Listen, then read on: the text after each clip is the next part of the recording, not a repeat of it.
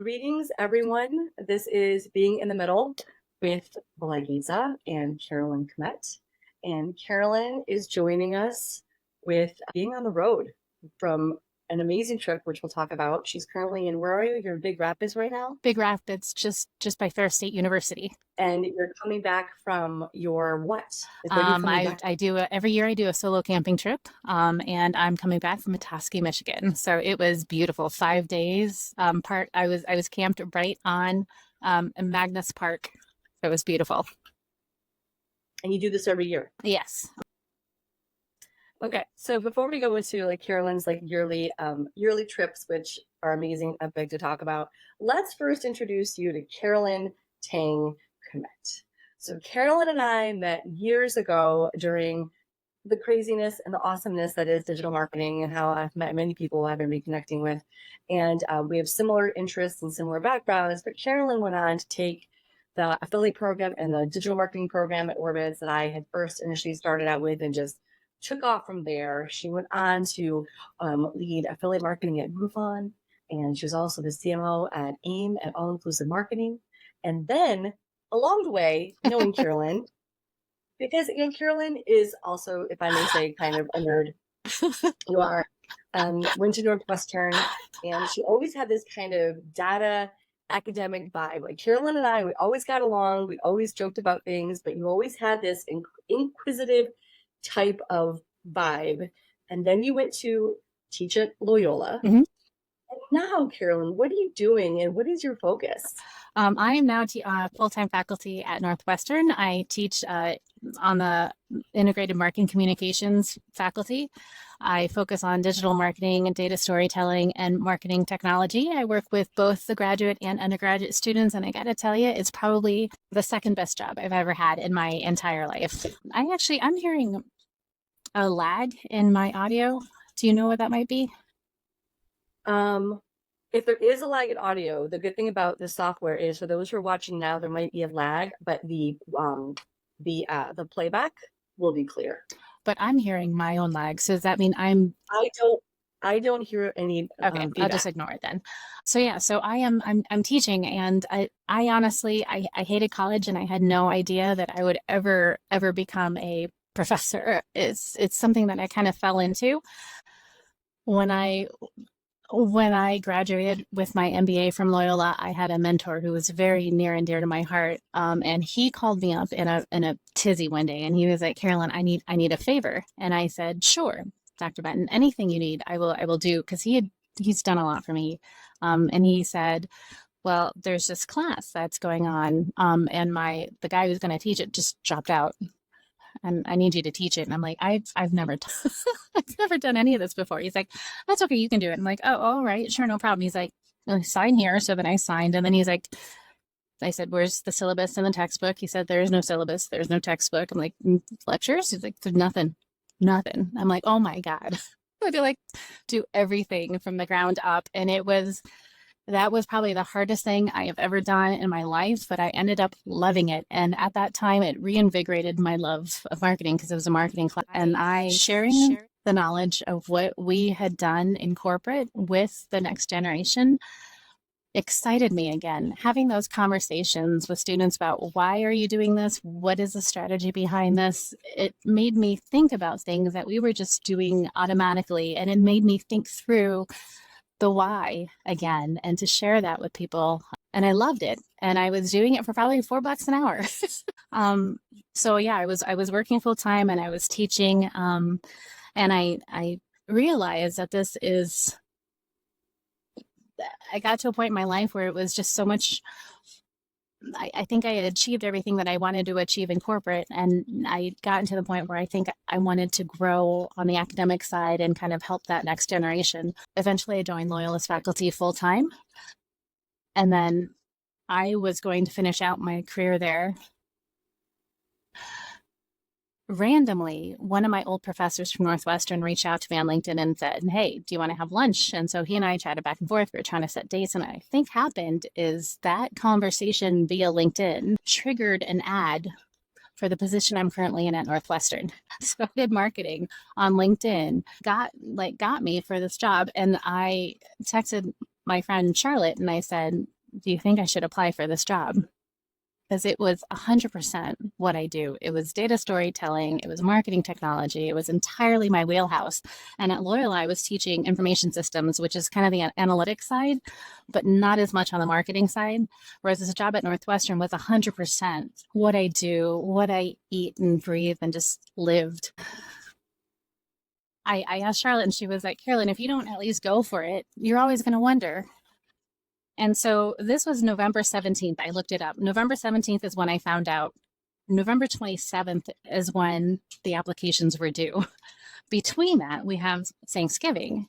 We had a trip to see my in-laws, and my parents were also coming in from San Diego. And so I wrote the entire application, and the academic application is like pretty complex. So it involves like your teaching philosophy, it involves a statement of diversity, it involves like a CV. And I didn't have any of this because when I was at Loyola, I went from being an adjunct into a full professor. I didn't have to go through that whole process because I've been there for so long. So I didn't have any of this. So I am writing all of this in the car, in the Ford Explorer, as we're driving to Detroit and back. And then, you know, I get the interviews and you have to deliver a lecture and it's this whole thing. And I'm just like, it was so hard. And I can't even tell you how much it meant to me to get this position and to walk into the very same school that I started my graduate career in and to have it feel exactly the same and to have it smell exactly the same as it did when I was a student. But that first day of class, I realized, you know what? It's exactly where I was meant to be. I've expressed this to you over the years, and I'll express it to you again. You are one of those people, especially being a Gen Xer. What you said in that background, and thank you for that, especially for folks who are watching now, or most of you watch later with the clips that I post. You listened to yourself, and a few things stand out. One, you had that corporate experience, you got pretty high, you did what you wanted to do, what you thought made sense for you to do, that you felt fulfilled. And I'm assuming this whole decision with Northwestern and Loyola in your 40s? 30s and 40s, yeah. Okay. Yeah. 30s and 40s, still, you know, older. Yeah. And deciding to take this, some people say pivot, some people say change, some people say the fork in the road, but you listened and you still did, and by the way, Carolyn is also married and has a child. You were also in the car writing all of the stuff and momming and wiping and journaling, doing the thing. And you just did it, because I think that's, again, how we're programmed. I can't tell you how proud I've always been of you, but even just when I found out about the leap to Northwestern, it was like, well, of course, that makes total sense. It is such a testament to something a lot of people aren't doing a lot of, and that's why I'm starting these conversations. When your friend Charlotte said, Carolyn, you have to apply, or even when you got that proactive targeted marketing, Facebook ads work, wink, wink, when you got that targeted ad, what prompted you in your mind to tell yourself, damn it, like, this makes total sense for me? Did anything potentially hold you back to not even give it a go? I was so comfortable in my job. I was so comfortable at Loyola. I love Loyola. I still love Loyola. You know, I love the students there. I was happy. I easily could have stayed in that job for the rest of my life. It was comfortable. Right? There wasn't any reason for me to leave. I never thought I was going to leave. And then, but having the courage to look at something and say, in a sense, what is it fair to say that could equate in the category of wanting more? It could. The thing was, I didn't tell anybody I was applying, anybody except for Jeff and Charlotte were the only two people that knew. And my philosophy was, well, you know what? If I fail, no one's going to know. So it doesn't really matter. Yeah. And so I have lots of failures in my life that nobody knows about. So it doesn't really matter. I look back to some of my failures and wish I kept some of my circles. I have all of my rejection letters from the ad agencies that I applied to when I was younger. Oh, I kept them all. I'm going to frame them and put them up in my office. You know, my favorite rejection letter is, and you'll appreciate this because you watch I Love Hockey. My favorite rejection letter I still have is from, if you're watching, Olympia Entertainment, when I applied to be an intern, and I have a rejection letter from Olympia Entertainment. And not only that, but it's just to Mr. Honestly. Are you serious? So, you know, not like you guys don't know masculine names or anything. Like, So I just thought with that letter, when I'm feeling blue, or if I just, like, well, I'll just go to my binder of letters of, you suck, and I get that one. But by the way, I know we have less time today because Carolyn's getting back on the road, so I want to ask Carolyn a lot of different questions.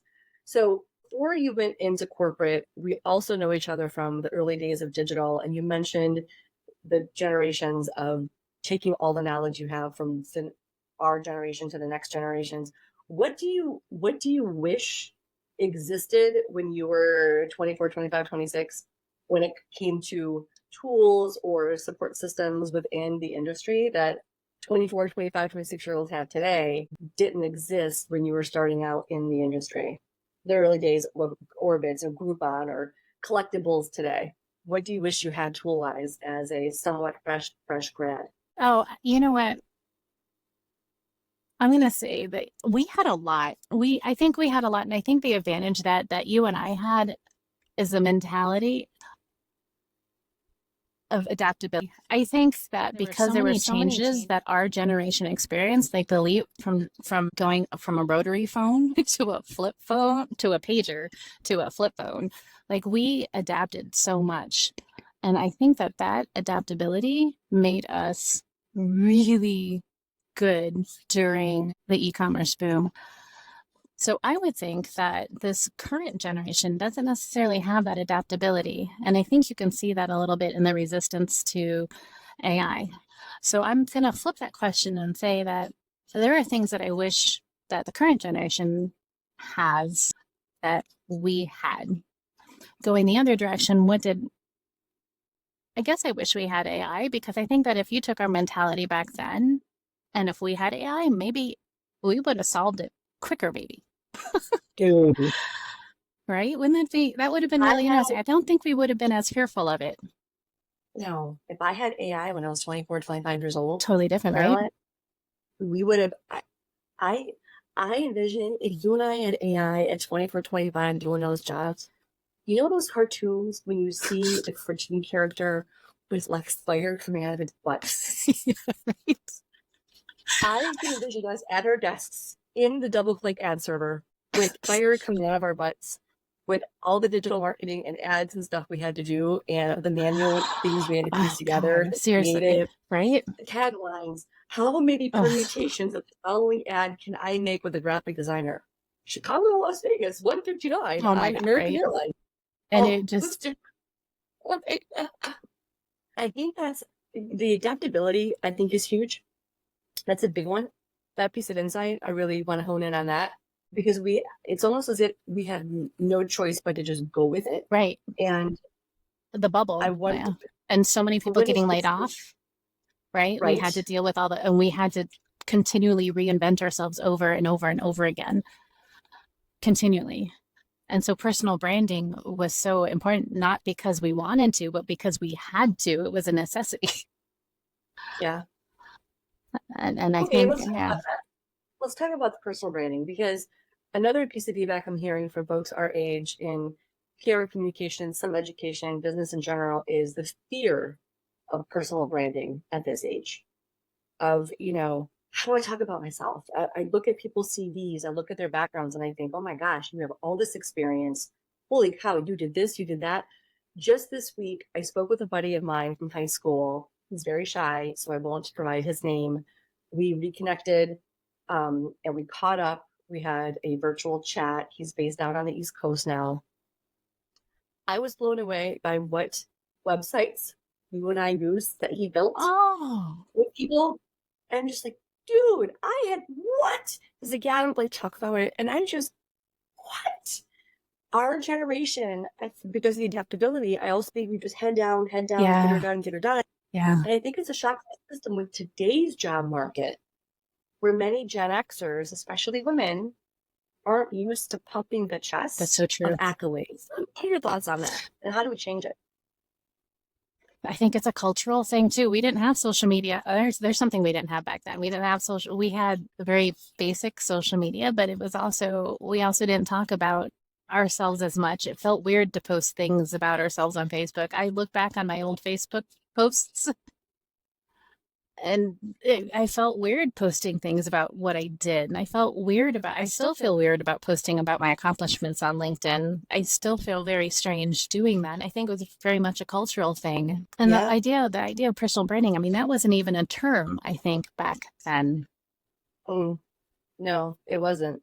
It wasn't. It wasn't. And that's why these talks, I think, are also helpful to people because the folks are seeing examples of different ways of being in our generation Yeah. and attempting different career paths, or maybe reaching out to someone they might see in these chats about something that they get assistance with later when it comes to a new career path or branding, whatever it may be. Yeah. But I do think like when I talk to my students, I'm like, don't like be proud of what you have accomplished and don't doubt your own brain. I think the challenge that I see when my students walk into an interview is that they downplay their own accomplishments.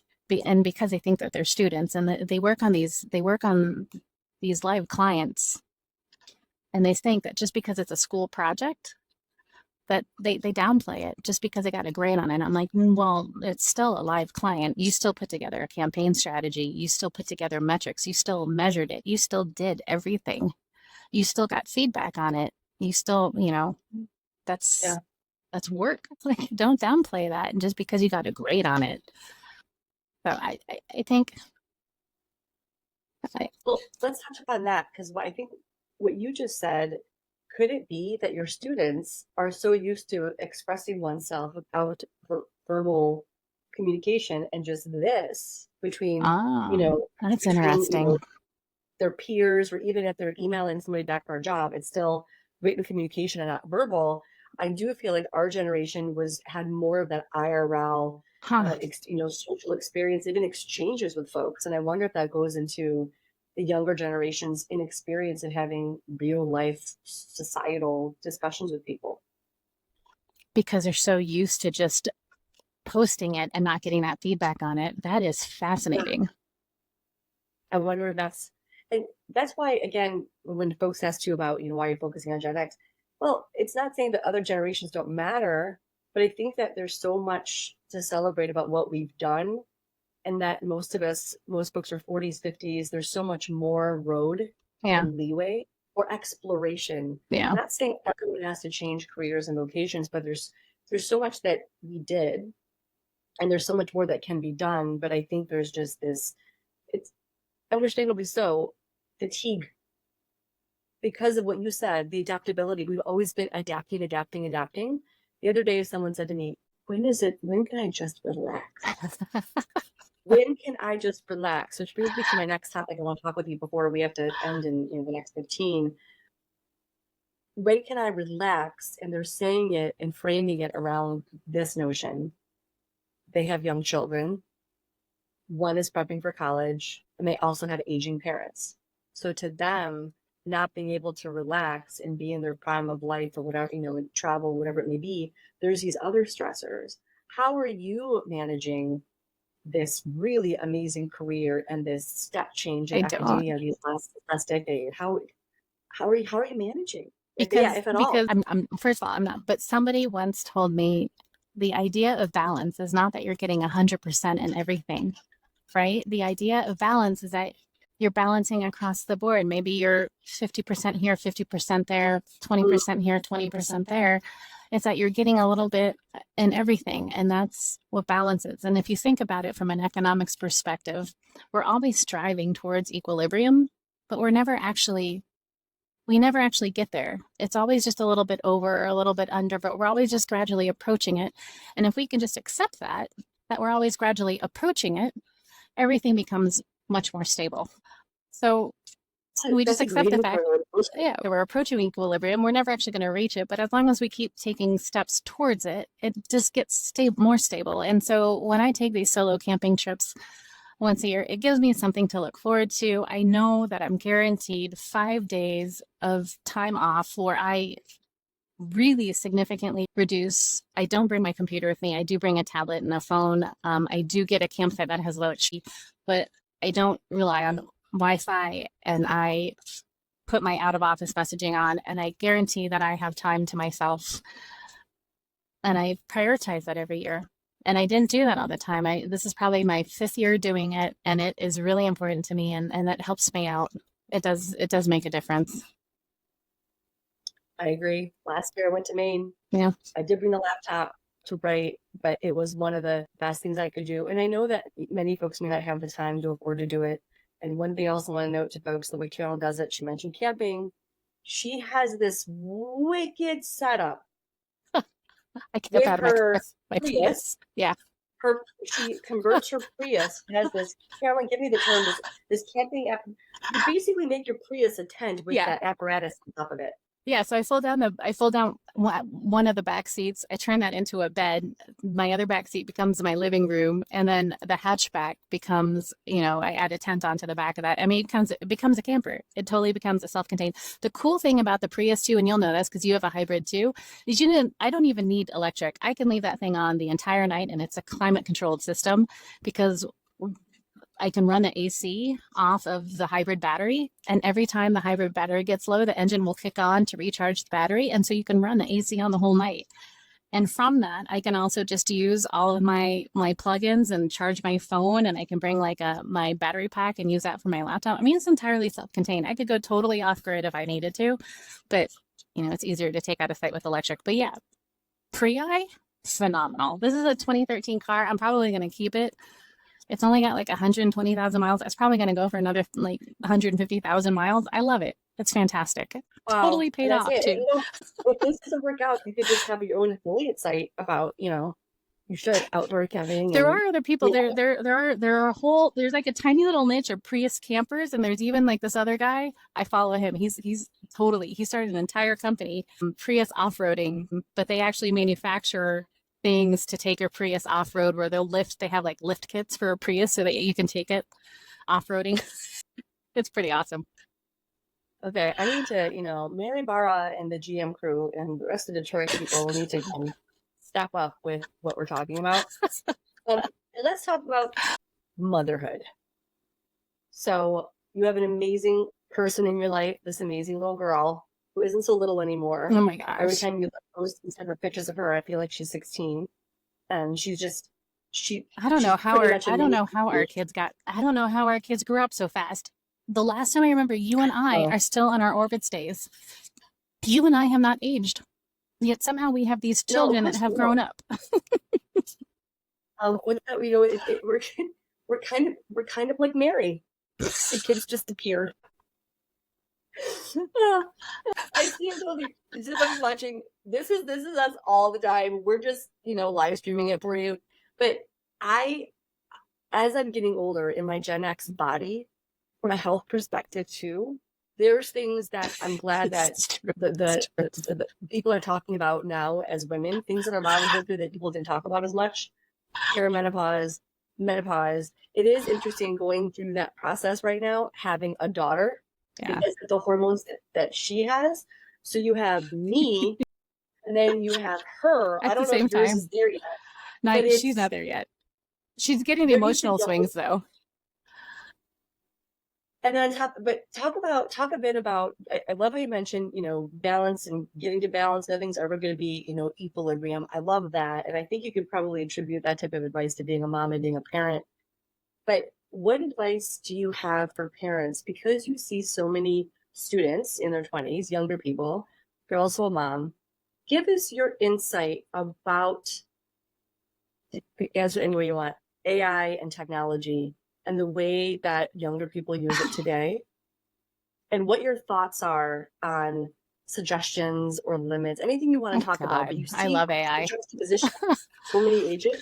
I know we nerd out on it. Well, I think the difference is I think the difference is that AI is never going to replace human interaction.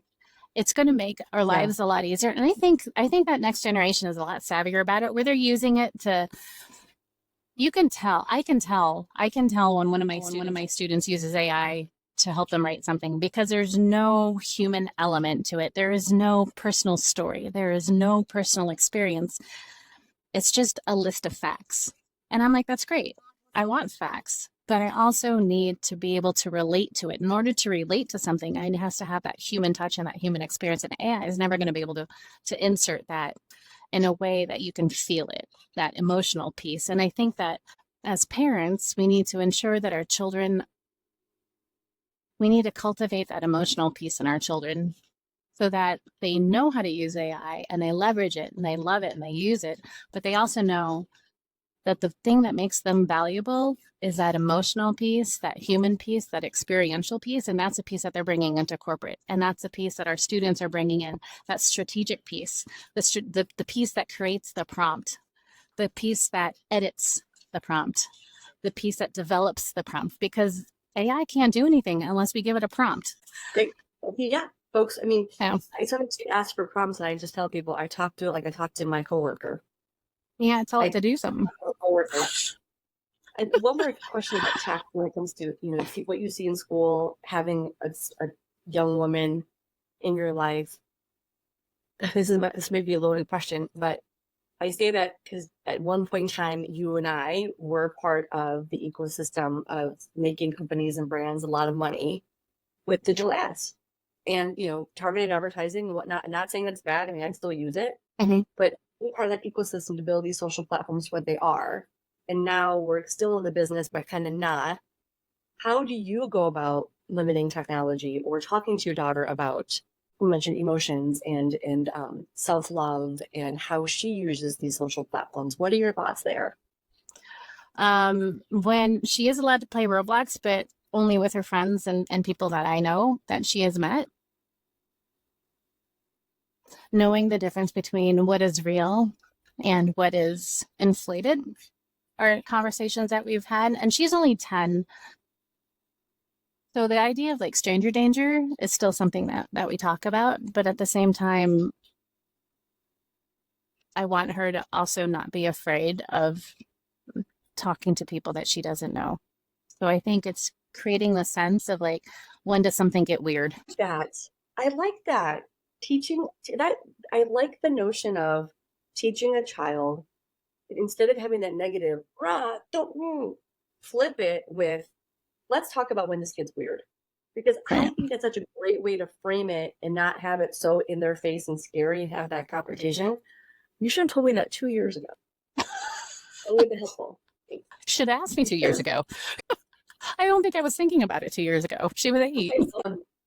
Well, I know that we're venture Carolyn to get back on the road, and I want to kind of close us out with some other kind of Gen X questions for you, or just overall, how do you feel today as a Gen Xer with the career that you've had and the way work has changed So lucky. for many Gen Xers? Like, what are your thoughts on that? And then what advice do you have for Gen Xers as they look to embrace different technologies and different ways of working or learning something new? I think we were so lucky. I think we were one of the luckiest generations, honest to God. I think that we got to experience the technological evolution that I don't think any I mean, it's hard to say, right? We never envisioned when you and I were kids, we never knew that the internet, we didn't even know what the internet was. I wanted to be a paleontologist and study dinosaur bones. I never envisioned what the internet was. We didn't even know what it was. And I think there were very few generations that got to experience something that they never even dreamt about. I think that is such a unique thing for our generation, that we can do anything.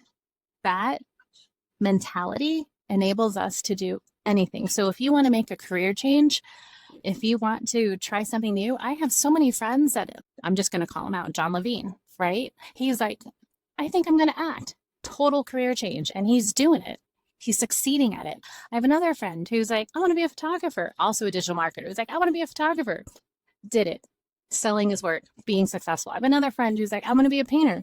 Did it, being successful. I know so many people in our generation who have made complete 100% career changes late in their life. And I think that is unique to our generation. Wow. Yeah, right? I mean, that gives me chills. I don't get chills very often. Us. That gives me chills. That is us. And Carolyn, I am so I did mention it's true. You are part of my life board of directors. With, I know that I can reach out with random questions or, Carolyn, what do you think about this? So I feel like building that. And then you'll be like, yeah, I'm not sure. maybe you add this spin to it, but it's good because you give me those components to think about. I still think And you I'm should so bring grateful. Gal's Guide back. Oh, look. Did you see what's up here? Gals Guide. Oh, It's the old poster from the Apple that Store. is it. I remember. Teresa I Carter and remember I that did. logo. Hi, Yeah, Teresa. 10 times you did a how to blog at the Apple Store, and that's the poster. They let me keep it. Oh, Whenever I need my inspiration, I look at that, and then I look at my Emmy behind me, that's perfect. and I just to remember. But thank you for making time on the drive back to be with me and just give me some of your Gen X thoughts. It's always great to see your face Well, thank you and for talk to always you. supporting me too. So, I mean, it goes both ways all the time. And then the next time you're here, because Carolyn is much of San Diego, but her hubby is from the Detroit area. Mm-hmm. So and she loves the Red Wings. I do. We are a Red Wings family.